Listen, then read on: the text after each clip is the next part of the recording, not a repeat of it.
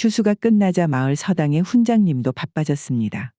훈장님은 치부책을 펼쳐놓고 학동들의 학비가 제대로 들어왔는지 꼼꼼히 점검을 하고 있었지요. 덕팔아, 너는 남아서 나랑 이야기 좀 하자. 훈장님의 말에 부잣집 아들 갑수는 미리 눈치를 채고 덕팔이에게 핀잔을 주었습니다. 아이고 또 덕팔이 너냐? 그러니까 사람이 주제를 알아야지 네가 무슨 글 공부를 한다고. 이후 학동들이 우르르 서당을 빠져나가는데 오직 덕팔이만이 서당에 남아 훈장님과 마주하였습니다. 15 나이의 덕팔이었지만 훈장님과 마주한 덕팔이의 눈빛은 얼음보다도 무거운 짐을 짊어진 듯 했지요. 훈장님, 저희 집 사정을 아시다시피 어머니가 밤새 바느질을 하셔도 아버지 약값 대기도 빠듯해서. 그만. 내 어머니도 사람이 낯짝이 있지 그래. 남들은 학비를 꼬박꼬박 내는데 너는 달마다 밀리니 내가 사정을 봐주는 것도 한계가 있지 않겠냐잉. 훈장님의 목소리가 높아지자 덕팔이는 눈물이 핑 돌았습니다. 참말로 죄송하구만요. 제가 어머니께 다시 말씀드리겠습니다. 훈장님의 훈계를 더는 견디지 못한 덕팔이는 자리를 박차고 나와 서당 밖으로 도망치듯 나갔습니다. 그는 한참을 달려 우물가에 도착하고는 우물물로 세수를 하여 눈물을 감춘 후 크게 숨을 내쉬었지요.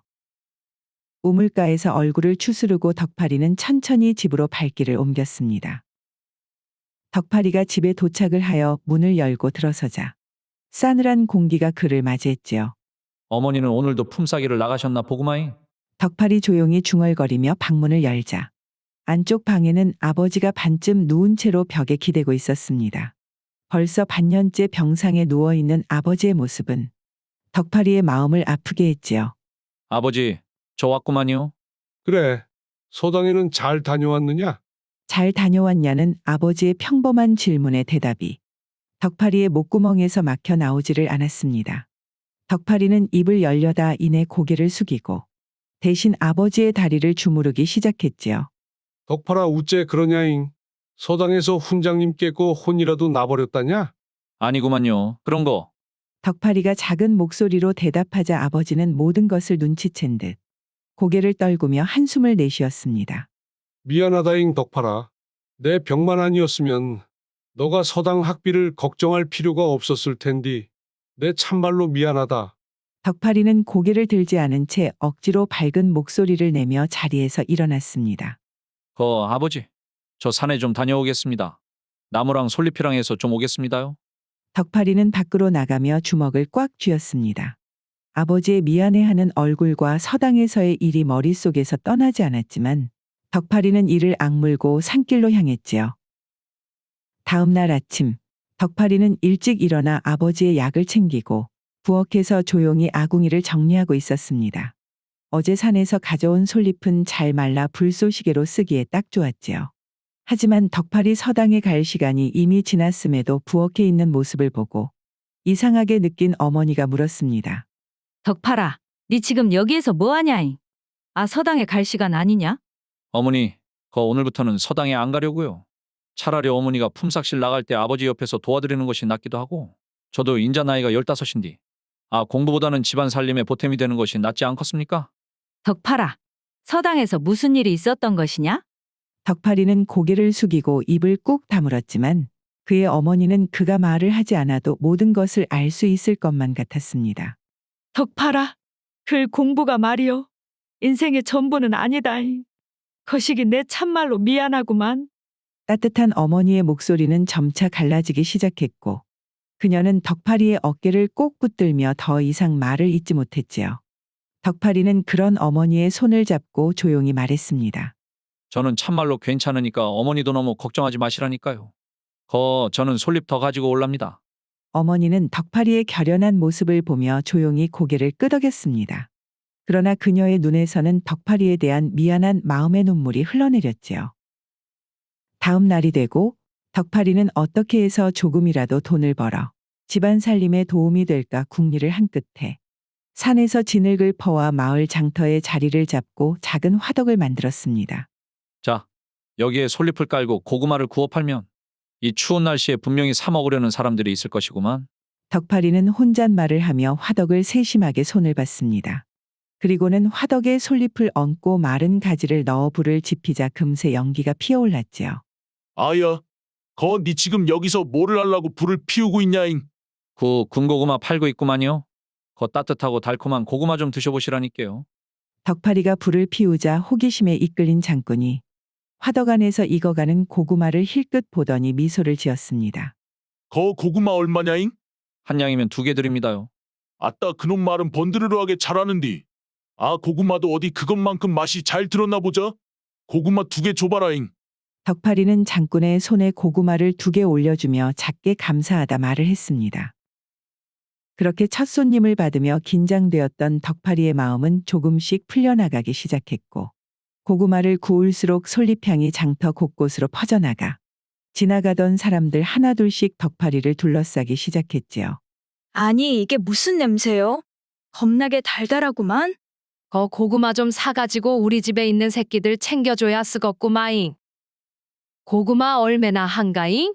사람들이 몰려들자 덕파리는 서툴지만 자신감 있는 목소리로 손님들을 맞이했습니다. 고구마 한 양에 2개입니다요. 뜨끈뜨끈하니까 한번 드셔보셔요. 처음에는 긴장되었던 덕파리의 손놀림도 차츰 익숙해져 갔고 손님들이 건네는 동과 웃음 덕에 덕파리의 마음은 추운 날씨에도 따뜻하게 느껴졌습니다. 그렇게 시간은 일주일이 지나고 덕파리는 그날도 화덕 앞에서 군고구마를 굽고 있었는데요. 한창 바쁘게 움직이던 덕파리는 한쪽에서 자신을 바라보는 낯익은 얼굴을 보고 손을 멈췄습니다. 그 얼굴의 주인공은 바로 서당에서 함께 공부하던 부잣집 아들 갑수였지요. 아이고 덕팔아. 서당에 나오지 않고 뭐하나 했더만. 여태 여기서 군고구마를 팔고 앉아 있었구마잉. 덕파리는 갑수의 갑작스러운 말에 아무 대꾸도 하지 못하고 그저 고개를 숙였습니다. 갑수의 시선과 말투 하나하나 모든 것이 자신을 비웃고 있다는 것이 느껴졌지요. 그래 사람은 주제에 맞게 살아야지. 가난한 네가 글공부는 무슨 놈의 글공부냐. 봐라 덕팔아. 너는 이런 군고구마 장수가 훨씬 어울린다야잉. 안 되는 느그 집 사정에 서당에 나와서 괜히 글공부한다고 애쓰지 말고 여기서 고구마나 많이 팔아라잉. 갑수는 덕파리를 한껏 비웃으며 장터를 떠났습니다. 그의 뒷모습이 멀어질수록 덕파리의 손은 점점 더 떨려왔지요. 글 공부는 내가 서당에서 훨씬 잘했는데 단지 부잣집에서 태어난 것이 전부인 녀석이. 속으로는 수없는 말을 외쳤지만 덕파리는 끝내 한마디도 대꾸를 하지 못한 채 그저 눈물을 보이지 않기 위해 주먹을 움켜쥐고는 꾹 참을 뿐이었습니다. 남들에게 말 못한 서러움 속에서 덕파리가 어느새 군고구마 장사를 시작한 지도 보름이 넘어갔습니다. 처음에는 이런저런 어려움이 많이 따랐지만 어느덧 서툴렀던 그의 손놀림도 시간이 지남에 따라 손님들이 늘어났기에 점점 자신감이 붙기 시작하였지요. 그때였습니다. 장터 앞에서 가마 한 대가 천천히 지나가다 그의 화덕 앞에 멈춰서더니 그 가마를 끌던 가마꾼이 덕파리를 향해 다가왔는데요. 아야, 거 군고구마 한 양어치만 좀 팔아봐라잉. 덕파리 익숙한 손놀림으로 군고구마 2개를 집어 건네려는 순간 가마 안에서 창문이 살짝 열렸고 덕파리의 시선은 자연스레 그쪽으로 향하게 되었지요. 가마 안에는 창백한 얼굴의 소녀가 조용히 자신을 바라보고 있었는데요. 그녀의 얼굴은 너무나 고요하고 희미한 빛을 띠었으며 동시에 너무나 연약해 보였지요. 저 여자는 도대체 어떤 팔자를 타고 태어났길래 나랑 나이는 비슷해 보이는데 자기 발로 걷지도 않고 하인들을 저렇게 부린다냐? 나는 아침마다 솔잎을 모으고 진흙을 퍼 담으면서 죽도록 고생하는 동안 저 여자는 세상 좋게 가마에 앉아서 장터 구경을 하고 있구만 그래. 덕파리는 자신과 대비되는 그녀의 모습에 왠지 창피하기도 하고 부자라는 이유로 갑수의 얼굴도 떠올라 순간 적개심에 고구마의 침이라도 뱉어버릴까 잠시 고민했지만 결국 얌전히 고구마를 가마꾼에게 건넸습니다. 매양이 아씨 여기 있습니다. 고구마가 뜨겁구만요. 거 조심히 드세요. 군고구마를 받아든 소녀는 소리 없이 가마의 창문을 닫았고 가마꾼은 다시 길을 따라 걸어갔습니다. 덕파리는 자신과는 너무나도 다른 세상에 살고 있는 그 매양이라는 소녀의 모습을 보고는 여러 가지 알 수 없는 복잡한 감정에 자신도 모르게 주먹을 꽉 쥐었지요. 시간은 가마를 탄 소녀가 고구마를 사간 지도 벌써 열흘 정도 지나고 날이 더욱더 추워짐에 따라 장터의 사람들은 덕파리의 화덕 앞으로 모여들었습니다. 덕팔아, 고구마 두냥어치만 줘봐라잉. 아이고 성님 또 오셨구만요. 제가 거 성님한테는 특별히 덤으로 하나 더 넣었습니다요. 고구마를 건네받은 사내가 만족스러운 모습으로 떠나는 모습을 보며 덕파리는 잠시 고개를 돌려 장터 길목을 바라보았습니다. 참말로 이상하구만. 자꾸만 신경이 쓰이는 것이. 열흘 전 가마 속의 소녀를 만난 이후 그녀는 더 이상 나타나지 않았지만 덕파리는 일을 하다가도 자꾸만 그녀의 얼굴이 떠오르고 자신도 모르게 장터의 길목을 바라보는 게 습관이 되었습니다. 그리고 그날 오후 저 멀리서 다시 한번 가마가 나타났는데요. 가마는 지난번보다 덕파리의 화덕 쪽으로 더 가까이 멈춰섰고 가마꾼이 땀을 훔치며 덕파리에게 다가왔지요. 아야, 거 지난번처럼 고구마 한 양어치 주라야잉. 덕파리는 아무 말 없이 고구마 2개를 조심스럽게 집어들고 가마꾼에게 건네는 순간 얘, 너 이름이 뭐니? 가마 안에서 창백한 얼굴의 소녀 매향이 미소를 띤 채 자신을 바라보며 말을 걸었습니다. 저는 덕팔이라고 하구만요. 지난번에 먹었던 군고구마가 참 맛이 달더구나. 네가 만든 거 맞지? 덕파리는 갑작스러운 칭찬에 얼굴이 화끈 달아올라 고개를 숙이며 겨우 말을 했지요. 네, 감사하구만요. 덕파라, 네 고구마 덕분에 지난번에 장터에서 집에 가는 길 내내 참 따뜻했단다. 그 순간 덕파리는 가마속 소녀를 보며 이전에 자신이 적개심을 가지고 군고구마에 침을 뱉으려는 것이 떠올라서 얼굴이 뜨거워지는 것을 느끼며 한없이 부끄러워졌습니다. 저 고구마 맛있게 드셔주셔서 감사하구만요. 매양이 덕파리에게 미소를 지으며 조용히 창문을 닫았습니다. 덕파리는 그녀가 사라진 뒤에도 한참 동안을 얼굴이 붉어진 채로 멍하니 서 있었지요. 이후 한 달의 시간이 훌쩍 지나가고 겨울이 깊어질수록 장터는 더욱 북적였습니다. 눈발이 날리고 매서운 바람이 불었지만 덕파리는 여느 때처럼 화덕 앞에 서서 고구마를 굽고 있었지요. 덕파리는 손님들에게 웃음을 지으며 고구마를 건넸지만 그의 눈은 끊임없이 장터 입구를 확인하며 벌써 한 달째 매향이 탄 가마를 기다리고 있었습니다. 벌써 매양이 아씨가 온 지도 한 달이 넘어가는구만. 이렇게 눈이 심하게 오는데 오늘도 안 오시겠지? 그때였습니다. 어이, 거 고구만 성냥어치만 한번 줘보시게. 익숙한 목소리가 들려 고개를 돌아보니 그곳에는 한 달 전 매향이와 함께 왔던 가마꾼이 서 있었습니다. 하지만 이번에는 가마가 없이 혼자였지요. 원매. 아재. 오늘은 우리 아씨는 안 왔구만. 그 대신에 이것을 너한테 전해달라고 하더라고. 가마꾼이 조그만 보자기 꾸러미를 내밀자 덕파리는 얼떨결에 그것을 받았습니다. 아재 이것이 무엇이란가요? 우리 아씨께서 직접 짠 귀마개구만. 너한테 꼭 전해주고 싶다고 그러더라고. 덕팔이 가마꾼에게 받은 보자기를 천천히 풀자 그 안에는 정성껏 짜인 귀마개가 있었습니다. 단정한 무늬와 깔끔한 뜨개질 솜씨에서 얼마나 정성을 들였는지 느낄 수가 있었지요. 우리 아씨가 네 고구마를 먹고 참 따뜻했다고 했었는데 그런 고구마를 만든 네가 추운 곳에서 고생을 하는 것을 보고는 신경이 쓰였는지 밤이 늦게까지 직접 뜨개질을 해서 짠 것 같더구나. 가마꾼의 말에 덕팔이는 귀마개를 꼭 쥐었습니다. 그의 가슴 속에서는 매향이에 대한 감사함과 부끄러움 그리고 묘한 설레임이 한꺼번에 솟구쳐 올라왔지요. 아저씨 저 이번 고구마 값은 안 받을랍니다요. 그래서야 쓰나? 내가 네 장사를 망치면 안 되지. 가마꾼은 웃으며 덕파리의 화덕을 떠났고 덕파리는 한참 동안을 멍하니 그 자리에서 귀마개를 바라보며 우두커니 서 있었습니다. 그날 밤 덕파리는 묘한 꿈을 꾸었습니다.